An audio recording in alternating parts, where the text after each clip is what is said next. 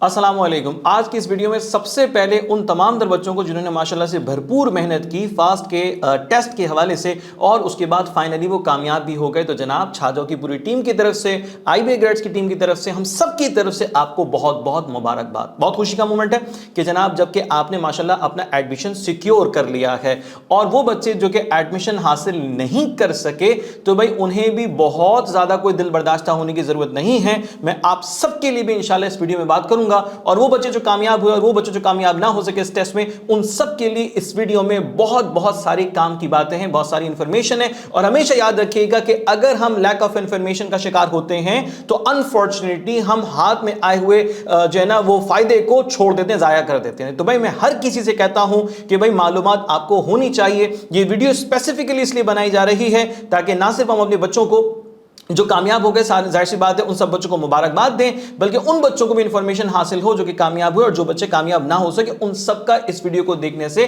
भला हो जाए। तो भाई एक आप लोगों को सजेशन है कि इस वीडियो को आखिर तक जरूर देखिएगा, क्योंकि हो सकता है कि कोई भी पॉइंट ऐसा है जो कि आपकी इस वक्त की सिचुएशन से मैच कर रहा है और वो मालूमात आपके लिए फायदेमंद साबित हो जाए। तो आइए हम आगाज करते हैं। फास्ट के इस टेस्ट में बहुत सारी ऐसी चीजें देखने को मिली हैं, इसके रिजल्ट में बहुत सारी चीजें देखने को मिली हैं कि जो इससे पहले शायद इस तरह से नहीं हुआ करती थी, या अगर थी तो उतना ज्यादा उनकी विजिबिलिटी नहीं थी। ठीक है जी। सबसे पहले भाई वो बच्चे कि जिन्होंने अपने पोर्टल पे देखा कि उनका रिजल्ट आ चुका है और उनके सामने लिखा हुआ है सिलेक्टेड, यानी कि किसी बच्चे का जो है वो साइबर सिक्योरिटी में हुआ है, किसी बच्चे का जो है वो सॉफ्टवेयर इंजीनियरिंग में हुआ है, और अगर मैं ब्रॉड कैटेगरी की बात कर लूं तो भाई किसी का जो है वो इंजीनियरिंग में और किसी का जो है वो कंप्यूटर साइंस में एडमिशन हुआ। ठीक है जी। तो अब सवाल ये है सर कि जिनका एडमिशन हो गया ठीक है, अब उनके पास स्टेप क्या है? टेस्ट का रिजल्ट भी आ गया, अब उनके पास नेक्स्ट स्टेप क्या है? मैं जरूर उन पर भी बात करूंगा। और वो बच्चे जिनके रिजल्ट में आ रहा है नॉट सिलेक्टेड, उनके रिजल्ट में लिखा हुआ आ रहा है नॉट सिलेक्टेड, यानी कि किसी भी जो है वो प्रोग्राम में वो सिलेक्ट नहीं हो सके, वो क्या करेंगे? मैं उनके लिए भी आपसे इंशाल्लाह बड़ी भरपूर और तफसीली बात करूंगा। सबसे पहले वो बच्चे जो कि किसी एक स्पेसिफिक प्रोग्राम में सिलेक्ट किए जा चुके हैं या सिलेक्ट हो चुके हैं, उनके पास लिखा हुआ आ रहा है सिलेक्टेड। कराची में जनाब जो फास्ट का कैंपस है उसमें SE में सिलेक्ट हो गए। ठीक है जनाब। आप जो है कोई जो बच्चा है वो साइबर सिक्योरिटी में सिलेक्ट हो गया। ठीक है जनाब। तो अब यहां सिलेक्ट हो गए, अब क्या स्टेप है? देखिए सबसे पहले तो ये समझ लीजिए कि आपको अगर अब आपके सामने स्क्रीन पे जो है वो रिजल्ट जो आ रहा है वो मैं आपको वजाहत के साथ बता देता हूं। एक जगह आपके सामने लिखा हुआ आ रहा है सिलेक्टेड और दो जगह पर लिखा हुआ नजर आ रहा है एलिजिबल। अब एलिजिबल का क्या करें भाई? सिलेक्टेड का मतलब है कि यूनिवर्सिटी ने आपको उस स्पेसिफिक डिपार्टमेंट में, उस स्पेसिफिक प्रोग्राम में 2024 के लिए एक्सेप्ट कर लिया। अब आप कहते हैं कि भाई मुझे तो इस प्रोग्राम में एडमिशन लेने की ख्वाहिश थी, मैंने प्रेफरेंस में रखा था, मगर और भी मैंने जो है ना वो डिपार्टमेंट्स का जो है वो नाम जो है वो मैंने अपनी प्रेफरेंस लिस्ट में रखा था, और इवन मैंने डिफरेंट सिटी में जो मौजूद है फास्ट के कैंपस, मैंने उनको भी अपनी प्रेफरेंस में रखा था। तो अब बताएं मैं क्या करूं? तो बहुत सिंपल मगर जवाब सुनने वाला है। याद रखना, तुम्हारे पास अपनी प्रेफरेंस की बेसिस पे या जहां जहां तुम्हारे पास लिखा हुआ आ रहा है एलिजिबल, तो उसको अगर तुम सिलेक्ट करना चाहते हो, और अगर तुम चाहते हो कि भाई मेरी जो एलिजिबिलिटी वो इन दो प्रोग्राम्स में बन रही है, मगर मेरा तो ख्वाहिश, मेरा तो जो ख्वाब है वो तो किसी और प्रोग्राम में एडमिशन लेने का फास्ट के, तो अगर ऐसी कोई भी तब्दीली सिलेक्टेड के अलावा, सिलेक्टेड से हटकर अगर आप कोई भी तब्दीली अपने प्रोग्राम के हवाले से, अपने फास्ट यूनिवर्सिटी के कैंपस के हवाले से लेना चाहते हैं, तो अभी सामान उठा लें और फास्ट यूनिवर्सिटी के कैंपस पहुंच जाएं। आज और कल आपके पास एक लिमिटेड सा टाइम है कि जिसमें आप जो है वो बहुत जल्दी से रिस्पॉन्स करेंगे, तो आप अपनी प्रेफरेंस वहां पर चेंज कर सकते हैं। आप अपना जो डिजायर्ड प्रोग्राम है जो कि सिलेक्टेड नहीं है, सिलेक्टेड अगर है वही प्रोग्राम का डिजायर्ड प्रोग्राम, तो फिर तो मसला ही नहीं है, आप तो घर में बैठे सुकून से, आप तो सुकून से घर में बैठे हैं, फिर तो आपको सिर्फ और सिर्फ फीस जमा करवानी है। ठीक है। अब मेरा मसला यह है कि मेरा जो डिजायर्ड प्रोग्राम था वो सिलेक्टेड वाले ऑप्शन में नहीं आ रहा, बल्कि वो एलिजिबल में आ रहा है, या फिर एलिजिबल में भी नहीं आ रहा। फिर क्या करें भाई? तो फिर ये करें कि यूनिवर्सिटी जाइए, अपने डॉक्यूमेंट्स के साथ जाइए, ताकि आप उन्हें अपना केस बता सकें, आप उन्हें अपनी जो डिजायर्ड प्रोग्राम में आप एडमिशन लेना चाहते हैं आप वो बता सकें बाकायदा तौर पर डॉक्यूमेंट्स के साथ।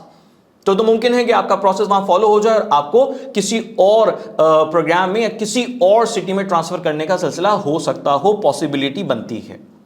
अगर आप ये सोच रहे हैं कि जनाब जो है ना वो मैं 26 तारीख भी गुजार दूं और जो है ना वो मैं घर में बैठा रहूं और खुद ही सब कुछ हो जाएगा, तो भाई खुद ही कुछ नहीं होगा, आपको कैंपस जाना चाहिए। सवाल ये आएगा कि सर जब हमने अपने पोर्टल को देखा तो पोर्टल में चेंज करने का ऑप्शन भी मौजूद था, वहां पे चेंजेस के भी हैं, भाई है मौजूद, मैं कब इनकार कर रहा हूं, मगर ज्यादा बेहतर, ज्यादा सेफ साइड है कि आप फौरी तौर पर यूनिवर्सिटी का विजिट करके अपने इस तब्दीली को, जो आप चाहते हैं तब्दीली करना, आप उसको ऑन रिकॉर्ड ले आइए, आप उनके साथ इस चीज को शेयर कर लीजिए, तो ही आगे बात बढ़ सकती है। फिर बहुत सारे बच्चे हैं जो कहते हैं सर हमें स्कॉलरशिप मिलेगी नहीं मिलेगी, क्योंकि हम तो टॉप 3 में हमें लगता है कि हमारा जो नाम है वो टॉप 3 में आ रहा है। और फिर बहुत सारे बच्चे वो कहते हैं सर हमें तो जो है ना वो फाइनेंशियल एड, ठीक है जी, वो प्रोग्राम हमें लेना है, तो उसके लिए क्या करें? तो भाई उसके लिए भी आपको कैंपस जाना जरूरी है, ताकि आप उन्हें बता सकें कि आपकी रिक्वायरमेंट्स क्या हैं, आप किस बेसिस पे अपनी फीस सबमिट करवाना चाहते हैं। क्लियर हो गया? यानी आपका फीस सबमिशन का जो प्रोसेस है वो 26 तारीख से शुरू होने को है, तो 26 तारीख से शुरू होगा, तो फिर उसके बाद आपको फीस सबमिट करवानी है एज सून एज पॉसिबल। आपने देखा होगा अपनी एडमिशन पोर्टल पे लिखा हुआ है फर्स्ट कम फर्स्ट सर्विस, का क्या मतलब है? पहले आइए पहले पाइए। अब ये बात याद रख लेना, ये कोई ऐसे ही जुमला नहीं लिख दिया उन्होंने, दिल चाह रहा था उन्होंने लिख दिया, वो कह रहे हैं पहले आइए पहले पाइए। अगर 100 सीट्स उनके पास मौजूद हैं, मिसाल के तौर पे कराची कैंपस में फास्ट के जो वो 100 सीट्स मौजूद हैं, जो है वो साइबर सिक्योरिटी के हवाले से, ठीक है, 100 सीट्स हैं, 100 सीट्स फिल हो गई हैं पहले दिन के चंद घंटों में 100 सीट्स फिल हो गई हैं, और आप बैठे हैं जनाब कि जो है ना वो मैं 2 दिन बाद जाऊंगा, तो आपको कोई 101 सीट तो नहीं मिलने वाली। ऐसा तो नहीं होगा ना आपके लिए कोई नई सीट बना दें, वो ऐसा नहीं होने वाला। अब ये भी मुमकिन है, ये तो मैं वो बात कर रहा हूं कि जब आप कह रहे हैं अभी मेरी एलिजिबिलिटी आ रही है, ठीक है, मैं इस प्रोग्राम में एडमिशन लेना चाहता हूं, ओके, एक तो ये केस है लिखा हुआ, एक ये केस है कि जनाब आप सिलेक्टेड हैं उस डिपार्टमेंट के लिए, आप मुंतखब हैं, मगर आपने फीस ही सबमिट नहीं करवाई, तो भाई आपकी फीस सबमिट करवाने से पहले ही उसकी तमाम तर सीट्स फिल अप हो गई हैं, तो फिर याद रखना तुम्हारी वो सिलेक्टेड वाली सीट भी ना तुम्हारी नहीं है, फिर रोते रहो बैठ के। तो इस वीडियो के अंदर मैं तुम्हें समझाना चाह रहा हूं कि भाई डिले मत करना, सुस्त मत पड़ना, ढीले मत पड़ जाना कि बस बैठे हैं कर लेंगे, नहीं कर लेंगे, अभी करें, अभी का टाइम है, ठीक है जी। तो सिंपल हो गई साइंस। जिन बच्चों का एडमिशन हुआ टेस्ट की बेसिस पे, उनका जो है वो एग्रीगेट अच्छा बन रहा है, तो जनाब वहां पर एक जगह सिलेक्टेड आ रहा है, 2 जगह पर एलिजिबल आ रहा है, वो 2 जगह में से किसी एक फील्ड को मुंतखब करना चाहते हैं, या फिर किसी और फील्ड को, किसी और डिपार्टमेंट को, किसी और प्रोग्राम को मुंतखब करना चाहते हैं, तो उन्हें हर हाल में कैंपस जाना होगा। सर हमें जो है वो फाइनेंशियल एड की बेसिस पे काम मतलब बात करनी है, बताना है यूनिवर्सिटी को, फौरी तौर पर यूनिवर्सिटी पहुंच जाइए। आपको स्कॉलरशिप की बेसिस पे इनफैक्ट जो है वो एडमिशन हासिल करना है, आप चाहते हैं कि भाई मुझे ना स्कॉलरशिप मिलेगी, मेरा एग्रीगेट इतना अच्छा बन रहा है, ठीक है, तो आपको कैसे पता चलेगा? यूनिवर्सिटी जाइए, मालूम कीजिए कि क्या आपका एग्रीगेट स्कॉलरशिप वाला है भी या कि नहीं, ठीक है, अगर है तो जाहिर सी बात है वो आपको कंप्लीट प्रोसीजर आप बता देंगे। क्लियर हो गया? अच्छा, अब जब आप किसी भी तब्दीली की ख्वाहिश से कैंपस जा रहे हैं फास्ट यूनिवर्सिटी के, तो आप क्या लेकर जाएंगे? आपके पास आपका बना हुआ CNIC होना चाहिए, आपके पास मैट्रिक और इंटर का यानी कि फर्स्ट और सेकंड का जो आपके पास अवेलेबल एडमिट कार्ड है वो आप लेके जाएंगे। मैट्रिक और इंटर यानी फर्स्ट ईयर के भी आपके पास रिजल्ट होगा, आप उसकी मार्कशीट लेकर जाएंगे, उसका सर्टिफिकेट लेकर चले जाएंगे। और जो बच्चे ए लेवल से हैं तो भाई जाहिर सी बात है उनके पास ओ लेवल्स का रिजल्ट है, इक्विवेलेंस है, वो आप लेकर जाएंगे। वहां लेकर जाएंगे तो जो प्रोसीजर आप चाहते हैं तो इम्कान है कि वो फॉलो हो जाए, इम्कान है कि उसके ऊपर काम हो जाए। ठीक है जी, ये बात क्लियर हो जाती है। सर फीस जमा करवाने के बाद क्या हम अपना कैंपस चेंज कर सकते हैं? यानी कराची कैंपस में पढ़ रहे हैं तो किसी ने कहा सर मैं फैसलाबाद चले जाता हूं, या फिर जो है ना वो मैं कराची में मेरा एडमिशन हुआ है तो मैं जो है वो इस्लामाबाद कैंपस शिफ्ट कर जाऊं। तो भाई फीस सबमिट करवाने के बाद ऐसा कुछ भी नहीं होगा।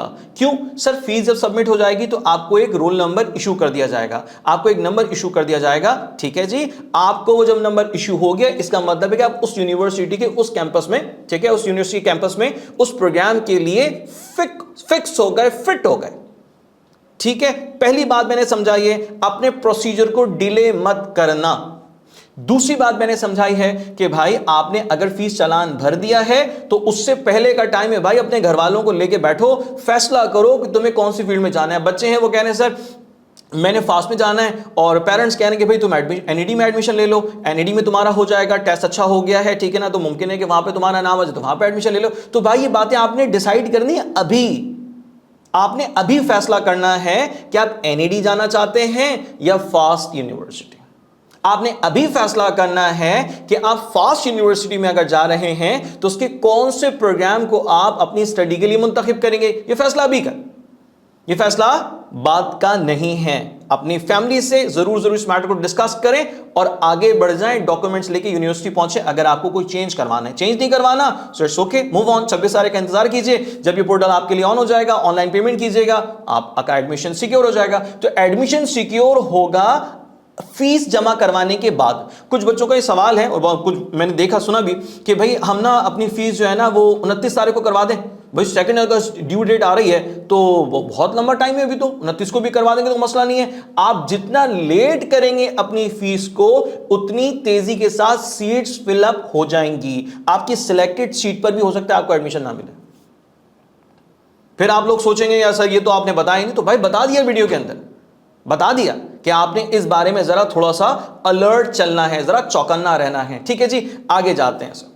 अब अगर कोई बच्चा ऐसा है जो ये समझता है, जो ये चाहता है, उसने सोच रखा है कि भाई मैं फर्स्ट ईयर में इंजीनियरिंग की किसी डिपार्टमेंट में स्टडी कर लेता हूं और सेकंड ईयर की स्टडी के लिए ना मैं अप्लाई कर दूंगा किसी कंप्यूटर के डिपार्टमेंट में, ऐसा हो सकता है, ये ना कीजिएगा। इस चीज के होने का इम्कान बहुत कम है। फास्ट यूनिवर्सिटी जाहिर सी बात है कि कंप्यूटर स्टडीज़ के हवाले से बहुत ज़्यादा रेपुटेशन अच्छी रखती है। एनईडी यूनिवर्सिटी जो है वो इंजीनियरिंग के हवाले से बहुत अच्छी रेपुटेशन रखती है। तो भाई अगर कोई कंप्यूटर साइंस स्टडी करना चाहता है तो वो कहते हैं मैंने तो फास्ट जाना है, और अगर कोई कहता है मुझे सॉफ्टवेयर इंजीनियरिंग की तरफ जाना है तो वो कहते हैं मुझे एनईडी जाना है। तो ये बात सही है, ये बात किसी हद तक बिल्कुल ठीक है, इसमें कोई एतराज़ नहीं है। तो अब बात असल में यह है कि आपका प्लान क्लियर होना चाहिए, आपकी सोच बिल्कुल वाज़ेह होनी चाहिए, आप चाहते क्या हैं, करना क्या चाहते हैं। अब आपको ये बात मालूम है कि आप जब कंप्यूटिंग एग्रीगेट की तरफ देखते हैं, कंप्यूटिंग एग्रीगेट देख लीजिए, इंजीनियरिंग एग्रीगेट देख लीजिए आप अपने मेरिट में, तो आपको उसमें एक डिफरेंस नजर आ रहा है, एक फर्क नजर आ रहा है। बहुत सारे बच्चे हैं जो अपना एग्रीगेट बताते हैं तो और वो कहते हैं कि भाई हमारा क्या चांस है, हमारा कहां एडमिशन हो सकता है, हम कहां जा सकते हैं। तो ये याद रखिएगा, फास्ट यूनिवर्सिटी में इस साल अब तक जो रिजल्ट्स हैं उसके मुताबिक मैं बात कर रहा हूं 2024 के, कि भाई आप अगर ये सोच रहे हैं कि आपका इंजीनियरिंग डिपार्टमेंट में एडमिशन होना चाहिए तो आप लाजमन +50 अपना एग्रीगेट रखते हो तो चांस आपका है, चांस आपका है +50 पे इंजीनियरिंग के लिए। और अगर आप सॉफ्टवेयर की तरफ यानी कि कंप्यूटर स्टडीज की तरफ जा रहे हैं तो आपका एग्रीगेट 60-62 प्लस होना चाहिए, 60-62 प्लस होना चाहिए। देन वी कैन से कि भाई हां आपका चांस है। क्लियर हो गया, ठीक है ना। क्योंकि देखो अगर आप ख्वाब देख रहे हो घर में बैठ के कि जनाब मेरा जो एग्रीगेट बन रहा है वो 49 है और मेरा कंप्यूटर प्रोग्राम में, कंप्यूटर स्टडीज के प्रोग्राम में मेरा एडमिशन हो जाए फास्ट में, तो भाई ये नहीं हो सकता ना। मेरिट इतना आप जो है वो जैसे कह लीजिए कि ऊपर चला गया। और मजे की बात और अहम बात, बहुत सारे बच्चे कहते हैं सर सेकंड मेरिट लिस्ट, भाई सेकंड मेरिट लिस्ट एनईडी में लगती है, फास्ट में नहीं लगती है। सर कैसे पता चलेगा हमें सेकंड मेरिट लिस्ट का, या हमें कैसे पता चलेगा फास्ट में कि जनाब जो है ना हमारा एडमिशन आने वाले वक्त में हो सकता है या नहीं हो सकता। तो इस बारे में जरा समझ लो। देखो अभी जिन बच्चों ने अप्लाई किया, जो बच्चे फीस जमा करवा देंगे, मिसाल के तौर पे 100 स्टूडेंट्स के लिए सीट्स हैं, 100 स्टूडेंट्स ने फीस अपनी सबमिट नहीं करवाई, 80 स्टूडेंट्स ने फीस सबमिट करवा दी।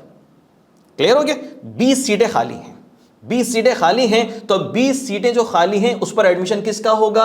भाई जाहिर सी बात है जो क्यू में मौजूद हैं लोग जिनका एग्रीगेट जो है वो उस प्रोग्राम के एतबार से है या उनका एग्रीगेट उस प्रोग्राम से थोड़ा सा कम है, तो जाहिर है कि उनको फिर मौका दे दिया जाएगा, उनको फिर चांस दे दिया जाएगा। क्लियर हो गया। और आपको कैसे पता चलेगा कि आपका एडमिशन हुआ या नहीं हुआ?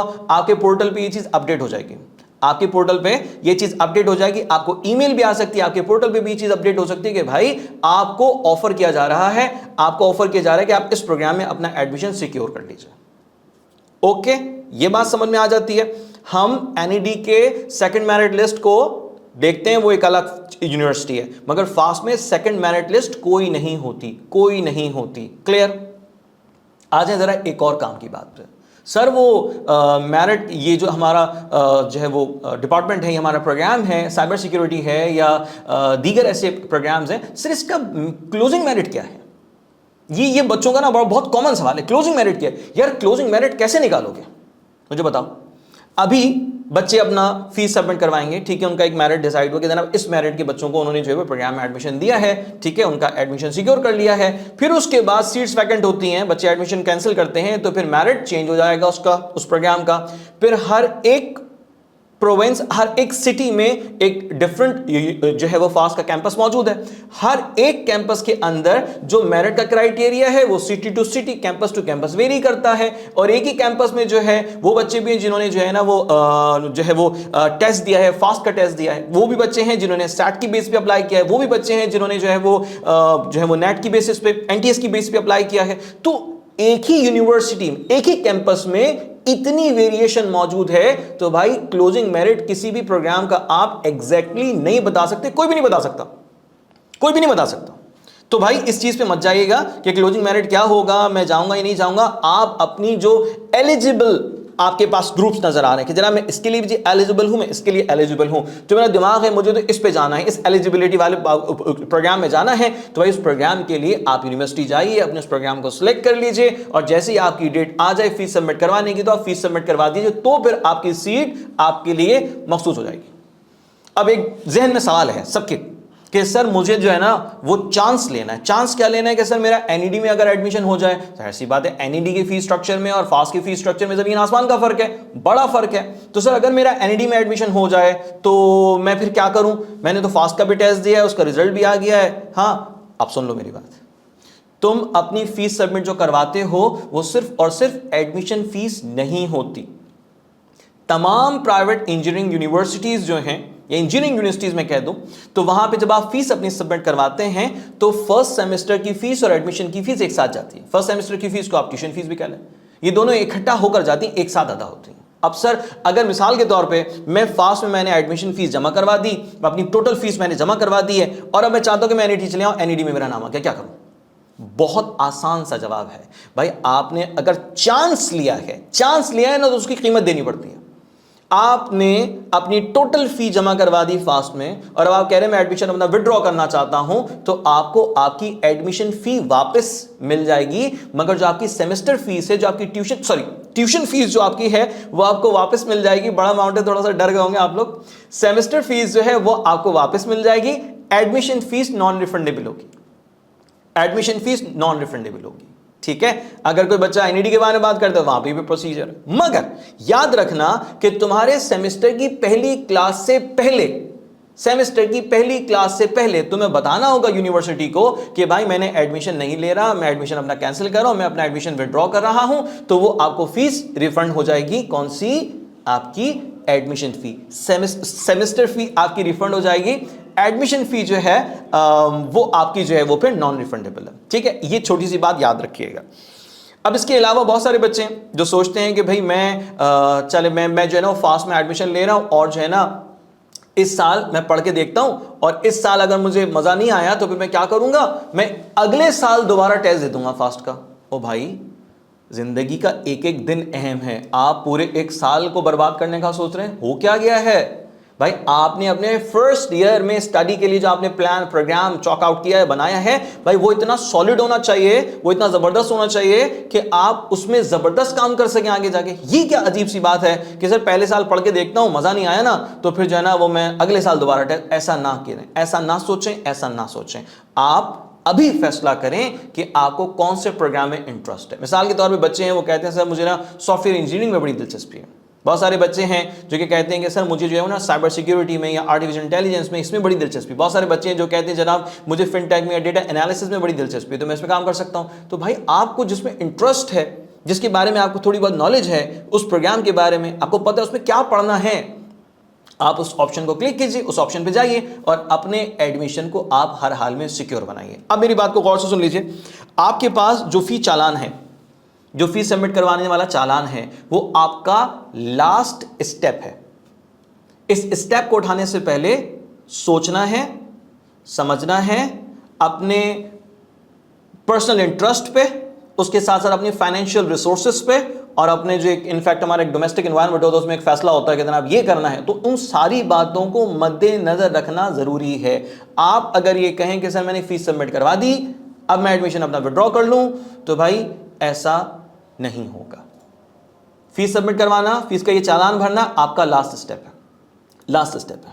ठीक है जी। तो ये तो तमाम बातें उन बच्चों के लिए हो गई कि जो बच्चे माशाल्लाह से कामयाब हो गए। और भी कोई कंफ्यूजन है तो ज़रूर मैं आपको उसका जवाब दे सकता हूँ। कुछ चीज़ें, कुछ सवालात मैंने जहन में रखे थे कि भाई उन बच्चों से ज़रूर कहे जाएं, बात की जाए। अच्छा जी, उसके बाद फिर यस, ये बड़ा अच्छा सा क्वेश्चन जी। सीट्स वैकेंट होती हैं? हाँ, ऑब्वियस बात है कि सीट्स वैकेंट होती हैं। तो सीट्स वैकेंट होने से क्या फ़ायदा होगा? बच्चे एडमिशन नहीं लेते किसी एक प्रोग्राम में, कुछ सीट्स खाली रह जाती हैं, तो क्या फ़ायदा होगा? वो फ़ायदा उनका होगा कि जिन्होंने उस जगह उस प्रोग्राम में एडमिशन हासिल नहीं किया था, उस प्रोग्राम में एडमिशन हासिल नहीं किया था, मगर वो ख्वाहिशमंद है कि उनका वहाँ एडमिशन हो जाए। तो जब एडमिशन उस प्रोग्राम में नहीं हुआ होगा, ज्यादा बच्चे कम, थोड़ी सी सीट्स वैकेंट रह जाएंगी, तो फिर मेरिट नीचे आएगा। जैसे जैसे एडमिशंस फिल होंगे और कुछ स्पेस क्रिएट होगी, तो वैसे फिर जो है वो मेरिट नीचे आएगा। मगर ऐसा नहीं है भाई कि अगर मेरिट जो है वो 62, 67, 68 बना हुआ है तो मेरिट नीचे आके 40s पे आ जाएगा। ऐसा कुछ नहीं हो रहा, ऐसा कुछ नहीं हो रहा। ठीक है जी। मेक इट क्लियर कि आप अगर इंजीनियरिंग की तरफ जाना चाह रहे हैं तो भाई आपके पास बेस्ट ऑप्शन जो है वो एनईडी का। अगर आप जो है वो कंप्यूटर साइंस की स्टडीज की तरफ जाना चाह रहे हैं तो बेस्ट ऑप्शन क्या है? बेस्ट ऑप्शन आपके पास है फास्ट का। ये तो क्लियर हो गया। ठीक है। अब अगर आप कहते हैं कि सर मैं ना फास्ट यूनिवर्सिटी में एडमिशन हासिल नहीं कर सका, एनईडी का मैंने टेस्ट दिया ही नहीं, अब क्या करूं? मैंने फास्ट यूनिवर्सिटी का एडमिशन मतलब टेस्ट दिया, मगर मैं नॉट सिलेक्टेड, मैं कहीं पे भी सिलेक्ट नहीं हुआ, उसका क्या होगा? अब जो सिलेक्ट नहीं हुआ ना, उसका मतलब यह है कि उसका मेरिट बिलो देन 40, 50 से भी नीचे आ रहा है, 45 पे आ रहा है, 45, 46 पे, 47 पे आ रहा है, इस तरह का कुछ मेरिट बना हुआ है, यानी कि 50 से लेसर देन है। तो अगर किसी के रिजल्ट में आ रहा है नॉट सिलेक्टेड, तो इसका मतलब यह हो गया कि अब उसे फास्ट यूनिवर्सिटी के अलावा किसी और ऑप्शन पे जाना चाहिए। सर सैयद यूनिवर्सिटी का ऑप्शन है, उस्मान इंस्टीट्यूट है, ठीक है जी, इसी तरह से बहरिया है, दाऊद यूनिवर्सिटी का ऑप्शन है, तो इन ऑप्शंस पर उसे जाना चाहिए। सर क्या ऐसा नहीं हो सकता कि मेरा एग्रीगेट 40-42 बन रहा है और मेरा फास्ट में एडमिशन हो जाए? भाई कैसे होगा मुझे बताओ ना। अगर हजारों बच्चे ऐसे हैं कि जिनका एग्रीगेट जो है वो 55 से अबव जा रहा है, तो फिर 42-47 वाला बंदा कैसे आएगा? यानी उसका कोई चांस नहीं है। ये क्लियर कर लें। ठीक है। तो मेक इट क्लियर, आपने अपनी लाइफ का बेस्ट डिसीजन लेने, और फिर वो बच्चे, जाहिर सी बात है उन्हीं की बात कर रहा हूं कि जो कामयाब नहीं हो सके, नॉट सिलेक्टेड, उनका रिजल्ट आ रहा है, तो भाई उनको कोई डिसअपॉइंट होने की जरूरत नहीं है, उनको कोई नाउमीद होने की जरूरत नहीं। ठीक है जी। आप जब इंजीनियरिंग की डिग्री हासिल करते हैं तो इंजीनियरिंग काउंसिल से आपको डिग्री हासिल हो जाती है। आपकी डिग्री की वैल्यू है, वर्थ है, आपकी अपनी लर्निंग से, आपके अपने स्किल से, आपकी अपनी एबिलिटी से, आपके अपने पैशन से। आप अगर ये सोच रहे हैं कि एक बच्चा एनईडी से पढ़ेगा तो उसकी बहुत ज्यादा वर्थ हो जाएगी, वैल्यू हो जाएगी, भाई वैल्यू और वर्थ होती आपकी परफॉर्मेंस की, आपकी लर्निंग की। तो ये बात जहन से निकाल दीजिए, ज्यादा दिल बर्दाश्ता होने की जरूरत नहीं है। कुछ ऐसे भी बच्चों के मेरे पास मैसेजेस आए कि वो बच्चे इतना दुखी, इतना परेशान है, सर हमारा फास्ट में नहीं हुआ, अब तो हम कहीं जा ही नहीं सकते, अब हम तो कुछ पढ़ ही नहीं सकते। क्या हो गया भाई? Be brave, be a man. आपका अगर फास्ट यूनिवर्सिटी में एडमिशन नहीं हुआ, कोई बात नहीं, कोई बात नहीं है। आपने अपने इस साल को जाया नहीं करना। आपके पास ऑप्शंस मौजूद हैं। ठीक है जी। आपके पास दाऊद का ऑप्शन मौजूद है, सर सैयद का ऑप्शन मौजूद है, डीएचएस सोफा का आपके पास ऑप्शन मौजूद है, और दीगर ऐसे ऑप्शंस मौजूद हैं। तो भाई आप यहां जाएं, यहां से आप अपनी इंजीनियरिंग कर लें, यहां से आप अपना स्टडी बेस्ट कर लें। तो भाई आप वो तमाम तर बच्चे जो कामयाब नहीं हो सके, बिल्कुल भी दिल बर्दाश्त होने की जरूरत नहीं है। ये फेज ऐसा है जिसमें आपको बिल्कुल होशो हवास में रह के, बिल्कुल अलर्ट रह के आपने फैसला करना, फैसला गलत नहीं करना, और अपने फैसले पे कायम रहना है, और अपने फैसले को सही साबित करना है अपनी मेहनत से। तो मेरे अच्छे बच्चों, माशाल्लाह तुम लोगों ने फास्ट में एडमिशन सिक्योर कर लिया, और जो ना कर सके मैं उनके लिए भी बड़ी बेसिक बात कह रहा हूं कि तुम्हें किसी और यूनिवर्सिटी के ऑप्शन की तरफ जाना चाहिए। अगर 40s में आपका एग्रीगेट बन रहा है और आप ये बैठते हैं, सोचते हैं कि यार मैं इंतजार कर लेता हूं, मेरा फास्ट में हो सकता है ना हो जाए, तो फास्ट में नहीं होगा। फास्ट में फिर आपका एडमिशन नहीं बन रहा, तो अपने वक्त को ज़ाया मत कीजिएगा। कल को ये ना हो कि आप ये कहेंगे सर ये बात तो आपने बताई नहीं थी, ये तो हमें पता ही नहीं था, हमें तो कहा वेट कर लो, हम तो वेट करते रहे। नहीं, आपके लिए वेट वाला ऑप्शन नहीं। वेट वाला ऑप्शन तो उसके लिए ना कि जो जिसका एलिजिबिलिटी आ रही है, एलिजिबल है, सही है ना, तो ये जरा कंसिडरेबल चीज़ है। कुछ और चीज़ें मैं आपके साथ डिस्कस करना चाहता हूँ। बहुत सारे बच्चों की क्वेश्चंस हैं कि क्या हम अपना कैंपस चेंज कर सकते हैं? कर सकते हैं, यूनिवर्सिटी जाके बात करें। बहुत सारे बच्चों का क्वेश्चन है क्या हम अपने डिजायर्ड प्रोग्राम के लिए बात कर सकते हैं, मतलब कि मैं फला प्रोग्राम में नहीं चाह रहा, फला प्रोग्राम में जा रहा। कर सकते हैं, बिल्कुल कर सकते हैं, बिल्कुल कर सकते हैं, कोई मसला नहीं, मगर आपको उसके लिए यूनिवर्सिटी जाना पड़ेगा। मुझे स्कॉलरशिप के हवाले से, मुझे जो है वो लोन जो है वो मुझे जो भी दिया जाता है, स्टडी लोन जो दिया जा रहा होता है, उसके हवाले से भी यूनिवर्सिटी जाना है। अगर मैं समझता हूँ कि मेरी फीस बहुत ज़्यादा है पर सेमेस्टर की, तो मैं उसकी इंस्टॉलमेंट करवा लूँ, इंस्टॉलमेंट का ऑप्शन, तो इसके लिए भी आपको यूनिवर्सिटी जाना है। ठीक है, तो हर हाल में फास्ट यूनिवर्सिटी का आप ज़रूर विजिट कर लें, और आपका अपना जो एक डिज़ायर्ड स्टेटस स्टैंडर्ड जो आप चाहते हैं कि भाई ये ऐसा काम हो जाए, तो आपको जाना पड़ेगा। अपने डॉक्यूमेंट्स के साथ चले जाइए एज सुन एज पॉसिबल, कहीं देर ना हो जाए। 26 अगस्त से आपकी जब ऑनलाइन पेमेंट का सिलसिला या फीस सबमिशन का सिलसिला शुरू हो जाएगा, तो उससे पहले ये काम निपटा देना है, उससे पहले ये काम कर लेना है, डिले मत करना। बार बार कह रहा हूं, डिले कर दोगे तो फिर चेंजेस नहीं हो सकती, फिर चेंजेस नहीं होंगे, चेंजेस करवाने में टाइम लगेगा, फीस सबमिशन लेट हो जाएगी, तुम्हारी जो डिजायर्ड सीट है वो तुम्हारे हाथों से निकल जाएगी। हमें पता है कि एनईडी का रिजल्ट, एनईडी का एडमिशन प्रोसेस 26 तारीख से शुरू होने जा रहा है। 26 तारीख से सबसे पहले वो बच्चे जो कि टॉप मेरिट में आ रहे हैं उनको बुलाया जाएगा, उनका इंटरव्यू होगा, वो अपनी सीट सेलेक्ट, अपना प्रोग्राम डिसाइड करेंगे, प्रोग्राम मुंतखब करके अपना स्टडी प्लान शुरू करेंगे। तो ये तो 26 तारीख को होगा। फास्ट यूनिवर्सिटी में जाएं या एनईडी में, ये बहुत कॉमन क्वेश्चन है यार। आप फास्ट यूनिवर्सिटी में अगर कंप्यूटर स्टडीज करना चाहते हैं तो जाएं, बेस्ट है, बेस्ट है। इधर अगर आप एनईडी की बात करते हैं तो भाई एनईडी जो है वो सॉफ्टवेयर इंजीनियरिंग के हवाले से और दीगर इंजीनियरिंग की फील्ड्स के हवाले से बेस्ट है। सर क्या हम फास्ट में डबल ई में नहीं जा सकते, इलेक्ट्रिकल इंजीनियरिंग वहां से नहीं कर सकते? कर सकते हैं, किसने मना किया? मगर जब यूनिवर्सिटी डेवलप होती है और बहुत अरसे तक एक प्रोग्राम लेकर चल रही होती है, तो उसकी एक रेपुटेशन, उसकी एक गुडविल, उसकी एक वर्थ डेवलप हो जाती है। हजारों लोग पढ़ के निकल चुके हैं तो बता देंगे फास्ट में कंप्यूटर साइंस बड़ा जबरदस्त है। एनईडी में से लाखों लोग निकल कर जा चुके हैं, तो भाई वो कहते हैं जनाब यहां पर जो है ना इंजीनियरिंग की स्टडीज बड़ी जबरदस्त है। तो एक रेपुटेशन, एक रैंकिंग डेवलप हो जाती है। ठीक है, तो मेरी एक सजेशन है, इससे ज्यादा कुछ नहीं, कि अगर आप सोचते हैं कि सॉफ्टवेयर इंजीनियरिंग की तरफ आपको जाना चाहिए तो NED should be the way. और अगर आप कहते हैं कि नहीं यार मुझे जो है ना वो कंप्यूटर साइंस की तरफ, कंप्यूटर स्टडीज की तरफ जाना चाहिए, so fast should be your way. ठीक है जी, ये क्लैरिटी आपके जहन में हो।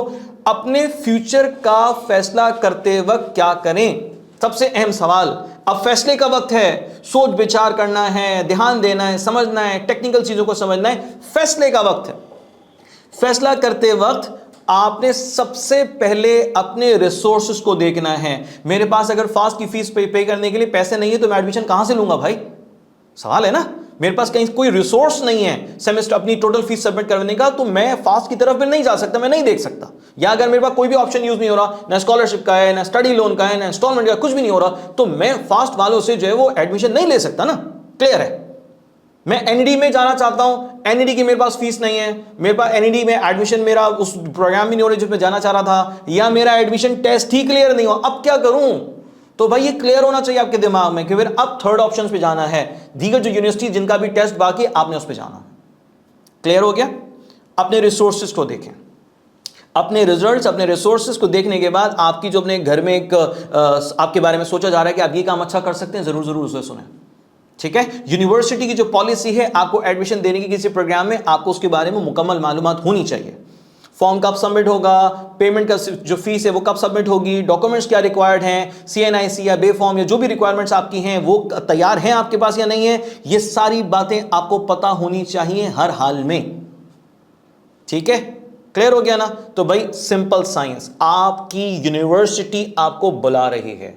Now it's time to decide where you should go. अब फैसला आपने करना है।